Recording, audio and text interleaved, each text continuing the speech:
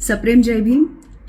विश्वरत्न बोधिसत्व महामानव डॉक्टर बाबासाहेब आंबेडकर यांच्या जयंतीनिमित्त तुम्हाला सगळ्यांना खूप खूप शुभेच्छा. बाबांच्या जयंतीनिमित्ताने आमचा कवी इंद्रजित घुले लिहितोय, बाबा मी लिहिलं तुझं नाव आणि कागदावर उमटलं उजेडाचं गाव.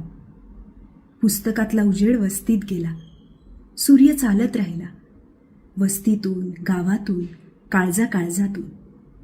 सूर्याचं फूल झालं आणि तू आमचं जगणं सुगंधी केलं.